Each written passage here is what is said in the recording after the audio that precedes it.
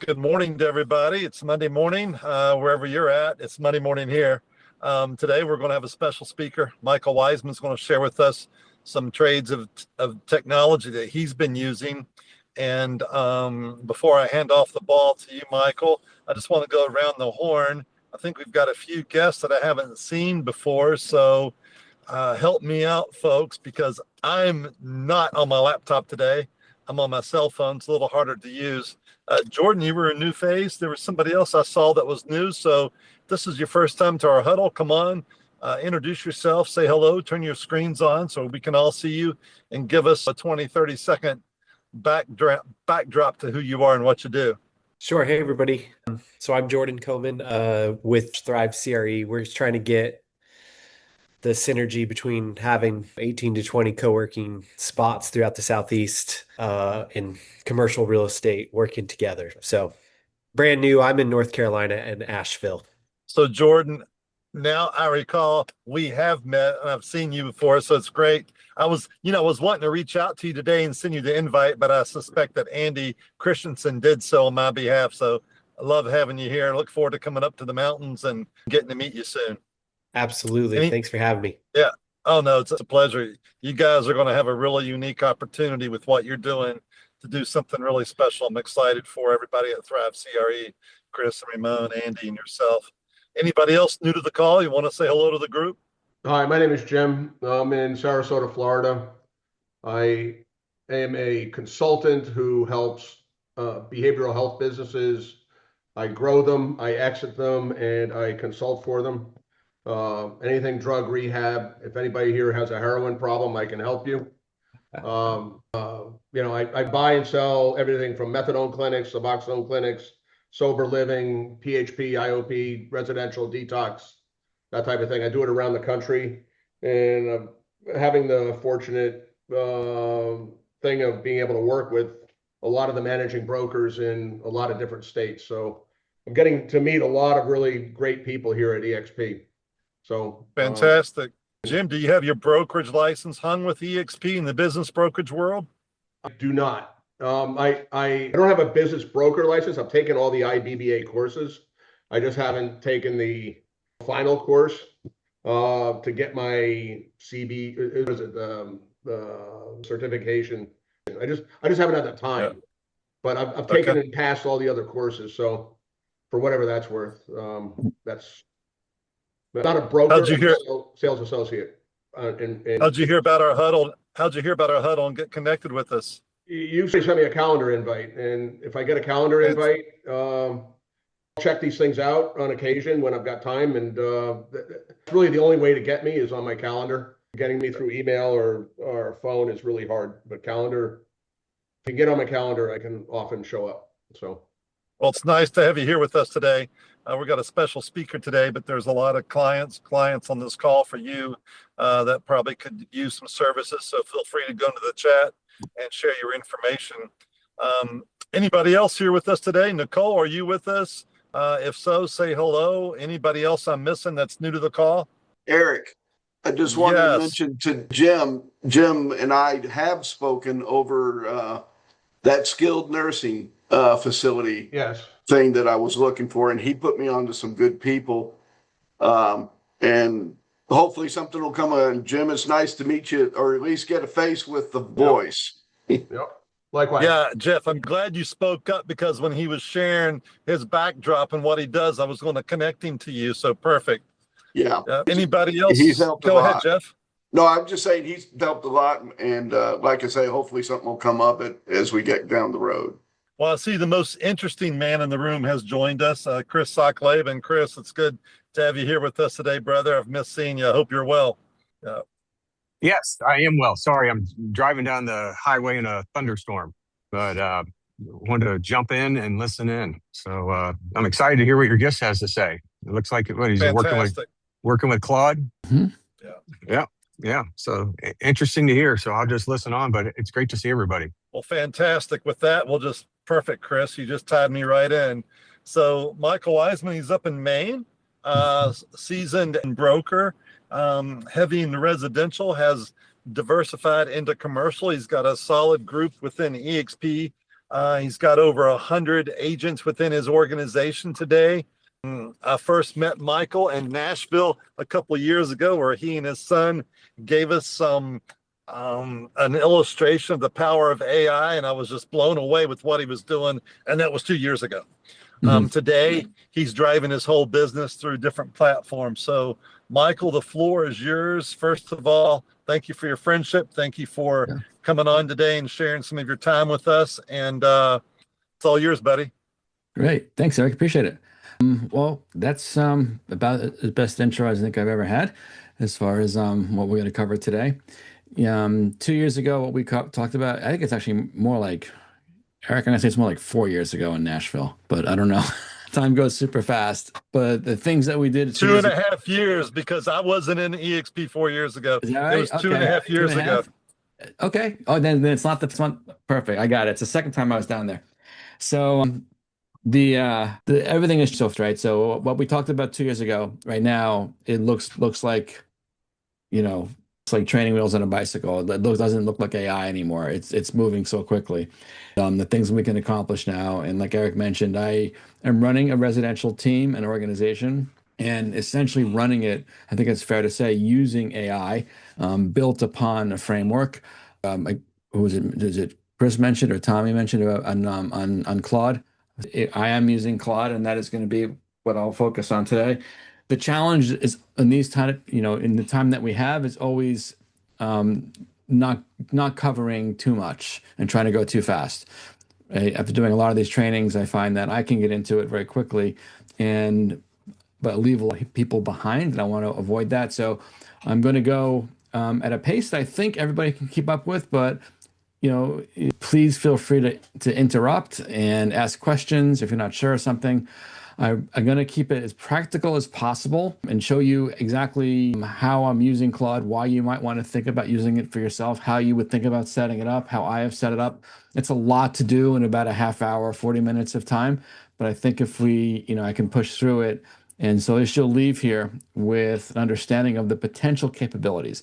You won't leave here today being able to put this all into motion, honestly, but I look at it as sort of years ago, when I'm 62, people remember when you used to get like the new book, Microsoft Word, 1.0, it would be like this really fat, no one has them anymore, the software manuals. And you'd flick through tables of contents. Once you read table of contents, a few chapters, you didn't have to read the whole book, but by reading the table of contents and scanning it, you'd see what new capabilities that it came out with. And so knowing what is possible is really all you needed to do. And then the how is always can be figured out. Then you get to the right chapter, the right page, and okay, how do we do that mail merge? How do we do this new formatting that I want that up? So think of this kind of as like something like that. You'll see what I'm going to work on. A lot of it you won't necessarily know how to implement. That's okay. You always reach back out to me or join other trainings that are available on subject. So with that intro, let's dive into it. I will share this in a couple of minutes. In one of the things that's really important to understand is when we talk about AI, we're generally talking about using large language models, LLMs. And LLMs, we're all familiar with the name brands right now, the leaders. It's going to be ChatGPT is probably the first one, it would come to mind. Then a close second might be Claude, which is a company run by Anthropic. And then you'll also hear, of course, Elon Musk's version of it is Grok. Very powerful one as well. And then Gemini sort of rounds out the top four. There's a dozen other ones that are well used, not so, the names wouldn't be so recognizable. Some of them are models you run locally in your own computer even at this point. But those four, again, primarily the ones that most people will be involved with ChatGPT kind of leading the charge there as probably the biggest utilization. So when you're thinking AI, you chat AI as a session where you can open up chat window and say, I need to create an email for a particular client. You might paste in some background, paste in content that you're working with and ask it to write you a social media post or write you that email that you want to send to a particular client. You may just dictate out into that the way to my computer now is a program for Flow, WISPR. flow. And instead of using voice to text built into the natively to most computers, the whisper flow is far exceptional in your voice to text. So that's the way I do interact. You'll see me using that throughout this presentation. But the problem really is that these tools work. You can work in the chat environment, and chat being a back and forth, back and forth. So understanding how an AI works in a chat, when you open up ChatGPT, you open up Claude, and you get that "How can I help you?" window. Whatever you type in there, it reads, and then it'll sometimes web and research, it'll produce an answer. Then the answer produces, you ask it to refine it or give it more information. It keeps all that, what's called a context window. It's remembering all of that essentially. And the longer you chat with it, the more it starts to remember in that chat up to a certain point. All the large language models have what's called a context window. And that's essentially how much information, how many like literal characters, and it's called a token, how many they convert like letters tokens, how many tokens can it actually keep in its memory such that it responds to you based upon that conversation. And with ChatGPT, it's in the hundreds of thousands of tokens. Claude recently has gone to like 1 million tokens. And this is often why you'll see also if you start a chat and go too long with the thread, the answers, you're going to actually start to get off topic and get kind of weird. And that's because it's getting so complex that it's time to start a new thread. But that is just the way that we interact with a basic chatbot, with an AI large language model. And all of the ones we mentioned, ChatGPT, Claude, Grok, and Gemini all have that functionality. And then they start to break out and they start to specialize in things. So we have like projects, which are collections of chats. I know, Eric, you've used projects, you've spoken about it before. So if you're working on a particular property or a particular category or aspect of your business, you want to work on your marketing, you can dump into the project. And by dumping in, it means upload to the internet, upload into the chat. You actually upload documents. Here's my logo. Here's my business overview. Here's my website. Here's something I like. I want to make it look like this. And then you can start to chat with that project. And a project is simply a collection of chats that are around the same topic, and they share context with each other. And so you can kind of, when you go back to that project, it's not starting from scratch every single time, which by definition, a new conversation is. Okay. Now, the one that's consistent with all of these chat platforms, they all have a settings level. So let me just share a screen and just start working through a few of these things. So I really wanted to show you exactly how it's evolved to the point now and why I'm recommending Claude. Just out of curiosity, is anybody else here besides me using Claude regularly? I am. Who's the I? Tommy is. Tommy. Okay, you're Claude. Okay, cool. Everybody else I'm using ChatGPT. Is that fair? Is it using more often than not? Okay, good. Okay. You using projects in ChatGPT and Claude? Oh, yeah, I'm starting to work with some age. I don't want to derail your conversation, though. No, you're fine. This is good. I'm just trying to get in. Are you using something called Cowork yet? Yes. Yeah. Okay. Claude Cowork. Okay. I've got ChatGPT quarterbacking a project for me, and it actually has me prompting Claude, sending certain tasks to Grok and certain tasks to Manus. It's the whole thing. Okay, there you go. So you're a little more advanced, and this is really good. Okay, so we are getting to. So can I share a screen, Eric? Do I have permission to share? Let's see. Let me try share screen. I minimized my Zoom window here. Share. You have permission? Okay, I think so. Yep. Okay. So we are now looking at this is Claude. I want to make it really clear. This is not the web-based one. This is an application. This is the Claude desktop.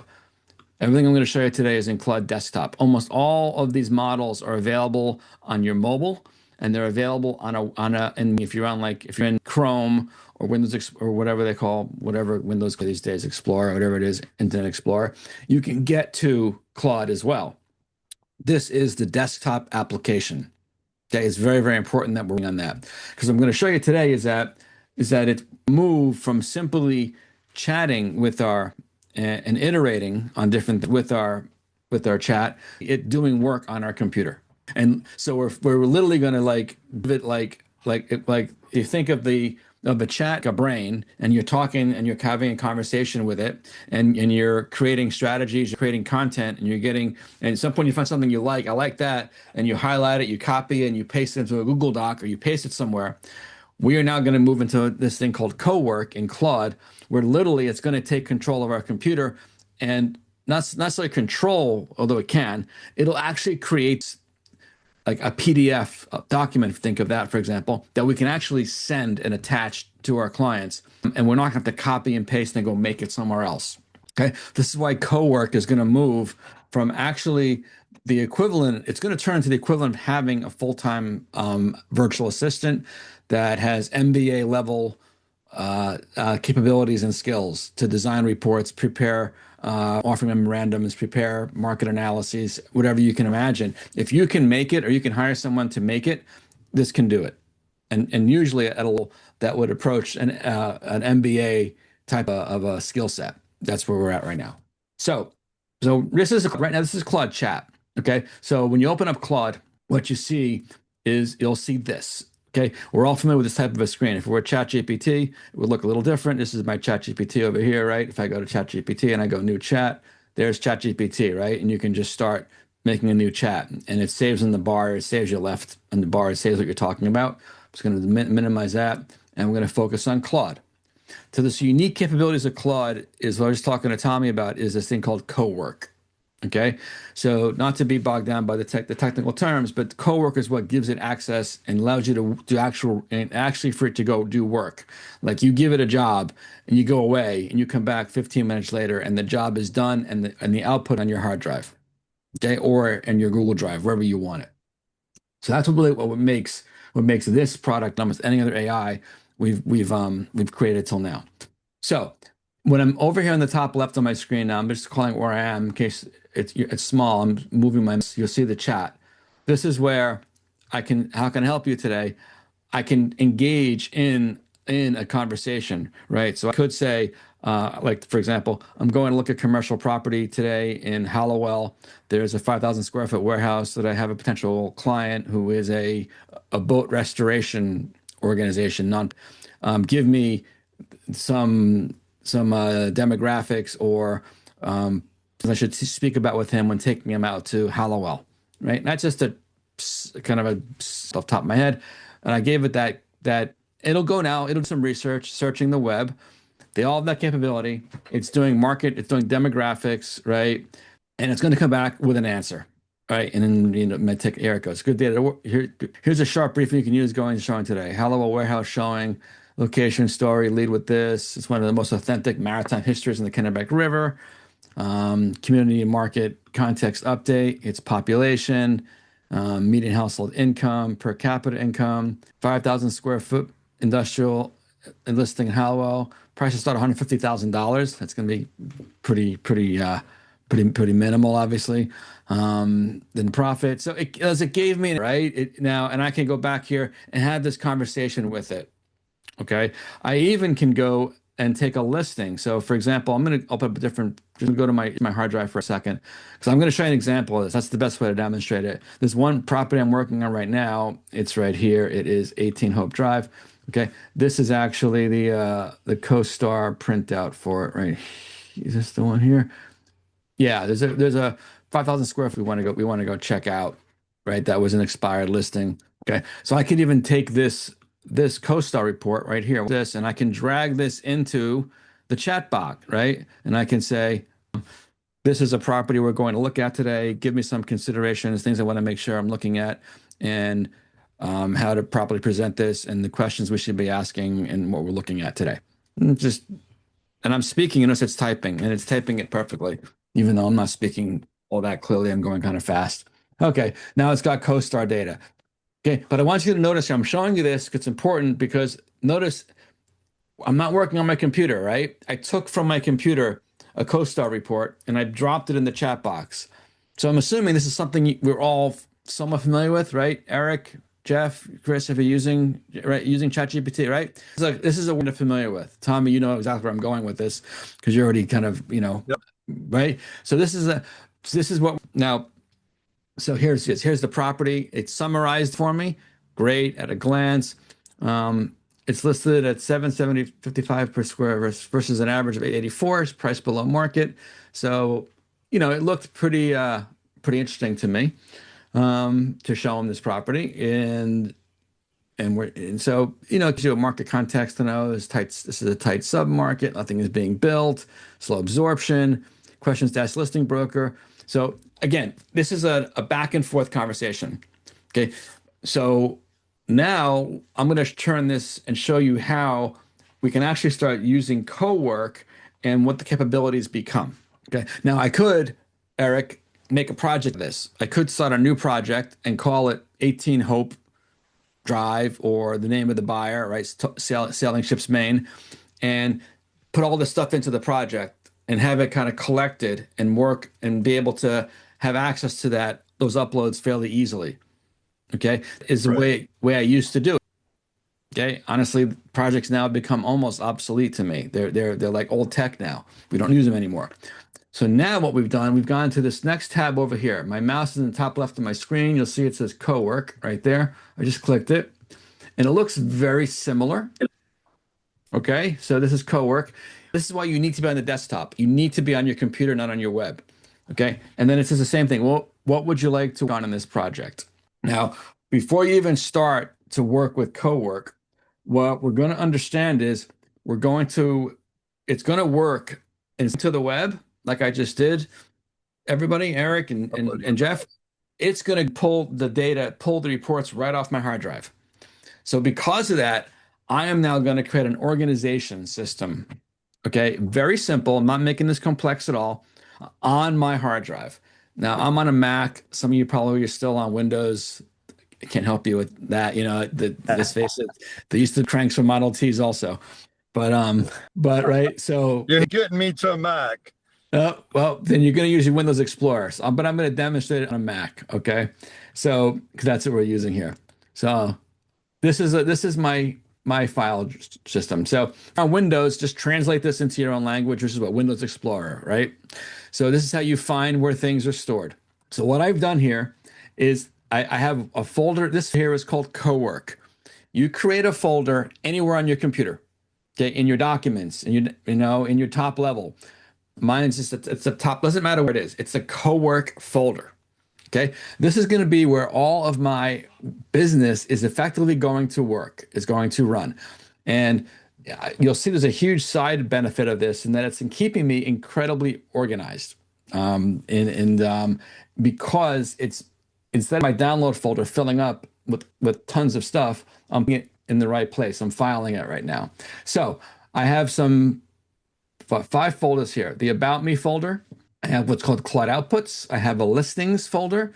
I have a Projects folder and a Templates folder and a Claude.md file.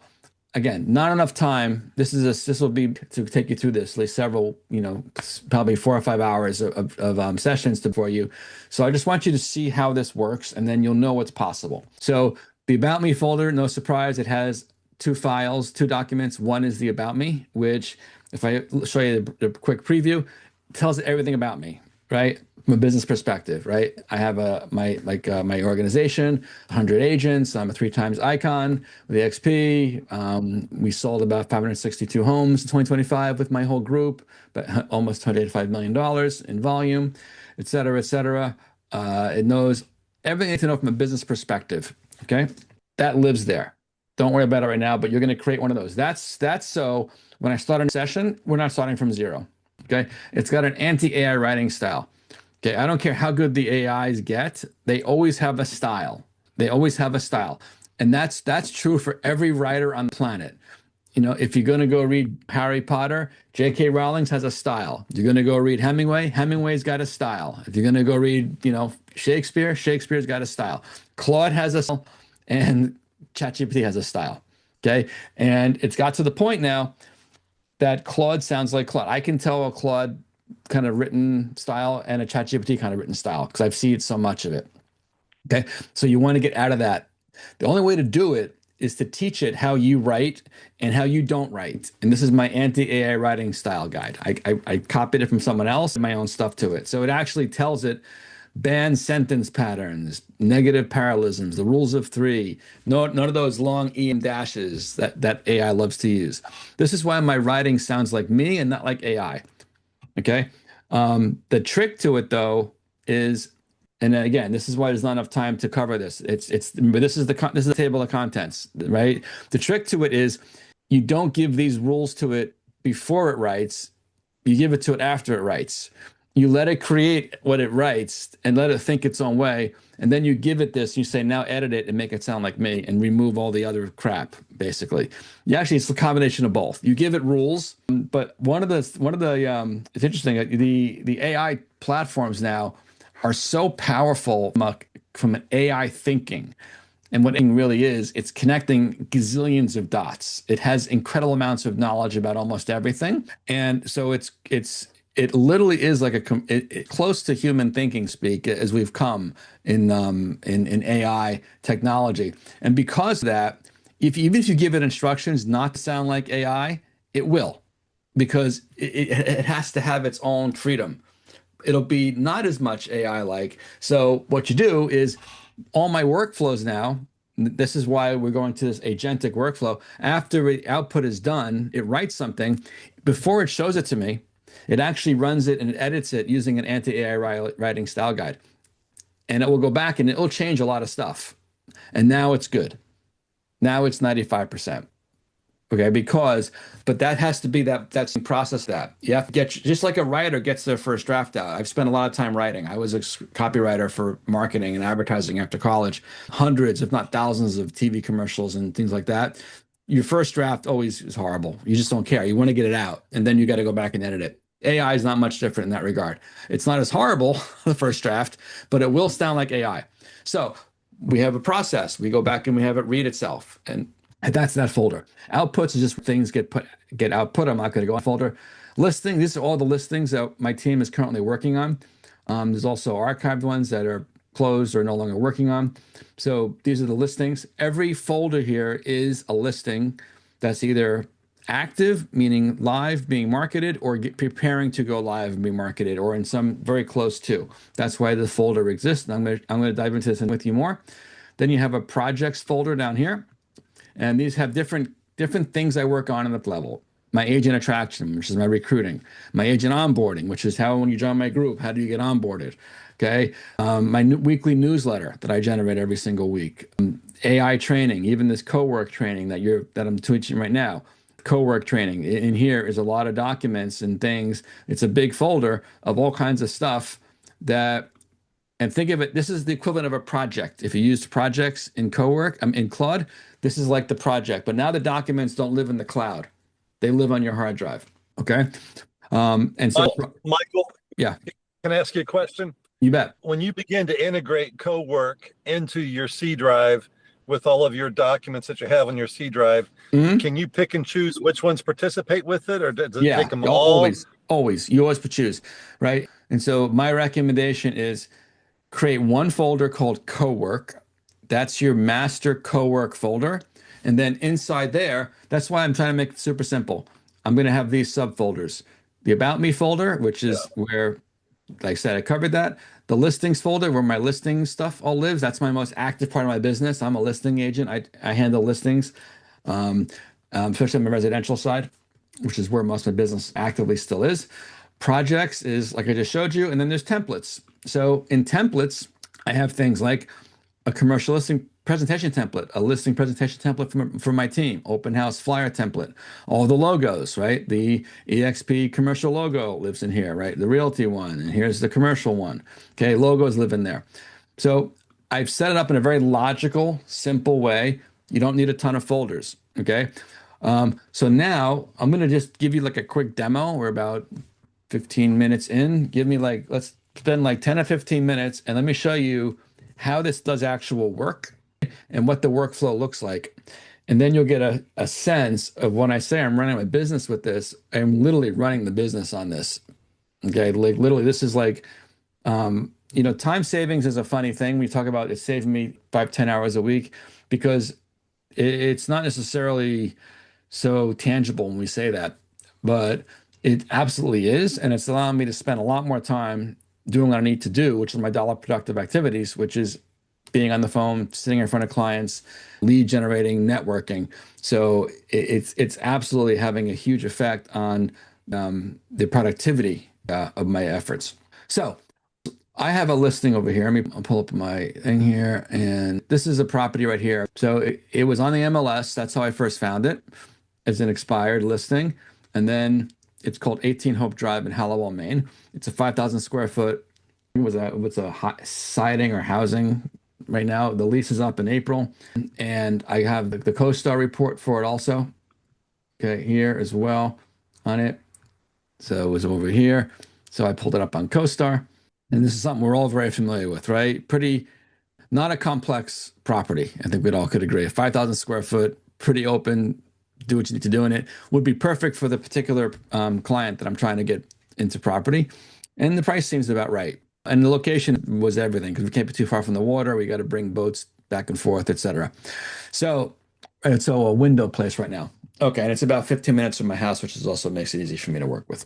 So I went ahead. I'm going to skip the exporting. I exported as much as I could find of this property, which for me was the initial MLS expired listing. I have MLS access through I'm not an MLS member personally, but I have 10 agents on my team that I can grab one of theirs. I went to CoStar. I exported all the CoStar reports, right? The analytics reports, the property description reports, a comps report that it pulled out for me. It shows you the property summaries, so I get the average rates, things like that. I also have the website for my client, right, who has this program that he runs, just to be complete. And now that that's already been exported from my computer, so that part is not going to change. But let's face it, that's maybe the 10 or 15 minutes that we'll spend grabbing the data that we can easily get our hands on with the incredible tools that we get off the EXP platform, right? With me now? So let's do this now from scratch. Here's how this goes. I go to my listings folder. So now I'm back in we call it the Finder, Eric. You call it the Windows Explorer, I think, or something like that. I open it up, and I have this thing here.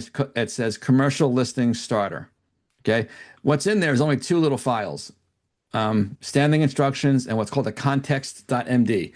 Again, it's a longer training for me to show you how this works. I'm skipping a lot of things, but here's my process. So I want to go analyze this property, and I want to meet the client out there this week and have something in hand and something to send him so he understands it. We can start out with the pricing, the evaluation. Is it underpriced? Is it overpriced? That sort of thing. So I'm going to duplicate this folder. I'm going to duplicate it. And I'm going to rename it. Let's call it 18 Hope Drive in Hallowell. Okay, that's right there. So now I've got that folder set up here. Now I'm going to copy some documents into it, okay? So here, I'm going to put another one up. I ran this morning to make sure it would work. So I'm going to pull the documents out of the other one I just did, okay, which is over here, okay? So here's all the reports right here, okay? Now, this is the property summary. This is underwriting report, CoStar Analytics, and MLS. That's what I got. I'm going to grab all that, downloaded it. Now I download it right to this folder. I make the folder first and name it 18 Hope Drive, Hallowell. So now the folder has all my collected research. So right away, you can start to see when I say I'm now more organized than I've ever been in my business, it's because of this. Normally, and I'm going to guess some of you have the same, if you move fast like I do, between your desktop and your downloads folder, it's like, good thing we have search on our computers now, and search is very good. You can find things. But this has forced me to keep things organized from the first download. Put them where they belong. 18 Hope Drive, Hallowell. Now, if I had I did have a conversation. Actually, I did have a conversation with this seller, but I'm not going to spend time to go get it. I would grab the transcript of that conversation, because I record every conversation with an application called Granola that I have a transcript from. Granola's over here, right? And this is Granola, and I'm recording this call on Granola. And I probably could find it, but I don't want to spend a heck of a lot of time here getting it. I grab the transcript and I drop the transcript in here, right? If I had a meeting with them, like an hour consultation, hour and a half meeting, that transcript would go in here. Now there's a heck of a lot of information in there, more than you've ever been able to give, an AI tool. Okay, so Now that the folder is created, we're going to go back to co-work. Okay, and you'll see how kind of quick this goes. I'm in co-work now. This is co-work. I'm going to go into co-work projects. So co-work, Eric, like you're familiar with, co-work projects. I'm going to go new project. I'm going to use an existing folder. I made the folder first. I always make it first because it's a template to get all the documents in there. So I go use an existing folder. All right, I'm going to select here. I'm going to find the folder, co-work, listings, 18 Hope Drive Huddle right there, and open it. Okay, so now it has the folder. It's going to use that folder. Now, there's instructions here. So I'm going to actually give it what's called, this is standing instructions. So again, I don't have time to show you how I built this, what this is, and Claude made this for me. This tells what I'm copying over here, and I'm pasting into the co-work instructions. Projects have instructions too, Eric, right here. This tells it what you are. You are a commercial listing. These are your prompts. It's not even a whole prompt. It's an initial prompt. This is a commercial listing. Okay, here's what's going to happen here. Here's where the templates live. The templates are over there for most things you're going to need. And I create the project. So now I've got a project all created. Okay, and now I go back in here and I say, we're ready to create the commercial offering memorandum on this property. I'm going to be going out to show it to my client who runs a nonprofit organization called Sailing Ships Maine. I'll paste in his website right here so you can learn a little bit about his organization. And this property looks like it's a good fit for what he needs. And I want you to prepare me a document that I can send to Alex. His name is Alex Agnew, that Alex can look at, review, and understand the property when we get there, and help us determine the market value and the suitability for what he needs to accomplish, which is working on restoring and he also runs education programs for boat building and boat restoration, et cetera. Works with Maine Maritime Academy, those sort of things. And then, but the bottom line is, right, you're going to use the template and the commercial listing presentation template in the templates folder to build version 1. Okay, so I just gave it a simple prompt, what I'm going to do, and I hit go. And now what's going to happen here, co-work goes to work. This is an agentic platform, meaning if you look to the right side right now, you'll see it forms a checklist. And here's what's happening here. Now it's, watch the screen. It goes kind of quick. I had the property folder contents. Let me read the documents. So on the right, it shows you what it's reading and the tools it's using. Okay. Loading the tools. It's reading the PDFs. It's setting up the tasks right now. I didn't paste the website in from my friend's website. Let me go grab that right here. I can do it while I'm working here. Here's sailing-ships.maine.org. Let me just grab this. It'll probably find it anyway, but I'll grab it and I'll give it back to Claude. I'll just paste it there. It'll know what it's for. Okay. Okay, there it goes. So it's running the web. So it'll go out and search the website. It's searching the website while it's continuing to read the templates. It multitasks. It's compressing time dramatically. I have everything you need. Let me read the anti-AI writing guide via Bash and then build the document. Okay. So now it's reading the anti-AI writing guide. It's building the document. Now, so it knows what I want to build already. I have spent a little bit of time having it build me 1 or 2 versions of this and then saying, no, I don't like that. You got to do it like this. I want this kind of format. I want my logo to look like this, and et cetera. So it is not building from scratch every time. So for all of us, and I'm sure we all do, you have the reports that you like to prepare for clients in a particular way that you like to use that are effective for you. The process for you guys would be you give that report to Claude. This is what I want to build. It'll look at it. It actually sees visually, graphically, and it reads, and it can create an incredible version, probably even more refined and polished in most cases, of what you've been using. And then you including images and different infographics, everything, right? When you give it it has all the tools you can do all that. It'll lock it in your style, in your tone, and your brand. And then once you say, let's lock this in, it'll lock it in, create the template, and you'll have consistent results every single time. So what it comes down to is, if you were to use my template, I already use Eric's template, the same input will give the same output as far as looks goes, right? And it will give the same analysis. So if you have special things that you run, your different special niches and what you work with, I'm sure you do. We have different people, all different niches.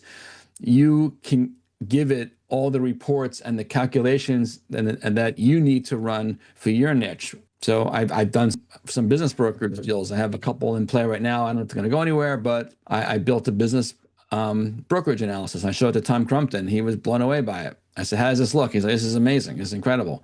And it is. It's Marcus Millchap. You can't. It's the highest level of output. Okay, so it's done. Okay, but it wanted to. Oh, it gave me a docx. I need it in PDF. I need this output in PDF, not docx. That's a mistake. I don't know why it gave me that. So let me just correct it real quick here. Okay, hang on a second. I'll make sure it's seeing. Make sure you're using the template in the templates subfolder on the co-work folder. Pretty sure it is, but Michael. Yeah. Will co-work integrate into your email? Yep. It'll draft the email for you and save it as a draft. So I get an email from you and you're asking me about a marina that I have available for sale. Not my wife, but a marina, because Michael has a marina for sale. So anyway, I can say, go into my co-work, go into this file and give Michael a reply about this marina and everything that's here, blah, and it can just give it to you. 100%. Okay, so this is what it created. This is interestingly not the template I gave it. I just built this like this morning for this demonstration, Eric. So, but let me show you. Let me go back over here to the projects and show you an output. So here's the output that this generates right here. This PDF. So it'll display it here as well. Typically, let me pull up right here. Let me show in the. So 18. So notice it pulled my logo, RPT commercial. Right, Real Property Team EXP commercial, got the EXP commercial logo. All this is stored in the templates section. 18 Hope Drive, buyer advisory memorandum, prepare for Alex Agnew, selling ships Maine, confidential. It has the original asking price, the square footage, some overview there. Executive summary, 18 Hope Drive is a 5,000 square foot steel stream industrial warehouse and 1 acre rural parcel in Hallowell. Listed at 375. Building is on rural farm, constructed in 1980. Offers 16-foot clear height, 2 exterior loading docks, forced air, oil heat, paved on-site parking, etc. You know, for selling ships Maine, its property addresses a specific operational gap, a year-round indoor facility large enough to house, restore, and work on sailing vessels without constraints of marina dry storage or rented yard space. So you see, it's pulling a lot of the information. This is all from what I gave it, right? I didn't even give it a transcript. If I gave it transcripts, it would even be better. You understand that? Because it would have the benefit of the context of the conversation I had, both with Alex and potentially with the seller. Why this property works for selling ships Maine, right? Price per square foot is well below replacement cost. We got there. Known defects are minor and manageable. Had a slight roof leak. Okay. This is the first time it's been listed in many, many years. With no. Okay. Property overview was in the MLS. Acquisition cost in this certain context. Price per square foot, $75 a square foot, 5,000 square foot warehouse. CoStar average marketing price per square foot, $69. So we're a little, we're in the shooting range of what we see in the greater Augusta market. Okay. Estimated operating costs, property taxes, insurance, heat, maintenance, $375 price per square foot. Sub-market analysis, the Augusta Waterville Industrial. This is all from the CoStar reports, but it's pulling it out and making it the way that I want to present it. And for this particular client or my clients, here's comparables, what they went and sold for, and recommended approach, right? Direct seller outreach, verify a 10 situation, pre and offer inspection, nonprofit financing strategy, offer negotiation, due diligence and closing, and then it's a little bit about me, Michael Wiseman, XP Commercial, a little bit about me and my team is here. So that's why a template really comes into play. It'll always come out like this, right? With the different, obviously with the specifics being different. Okay. And it lives on my hard drive. I'm not having to go download it, take the data and go to a different program to make the PDF. It already has the built-in PDF creation skills, right? It remembers that. It has the logos, all that stuff. And once you set it up once, you have it forever, right? And it just gets better the more you use it. So that's co-work, and so for me now, when I say it runs my whole business, what I've been able to do. So if I go back to this co-work folder, I'm looking at the folder structure here. You'll notice we have a lot of listings. Okay, all these different properties here are listings. Dill Road is one that's going live soon. This one, Sahajian, is already live. 334 Rivers, these are coming soon. So now I was able to, using CoWork, right? And this is what, Tommy, I'll show you what you can do with CoWork. Because of the way I've built this, every project has its own what's called context.md folder, Tommy. So every project has a context folder that keeps tabs on what's going on.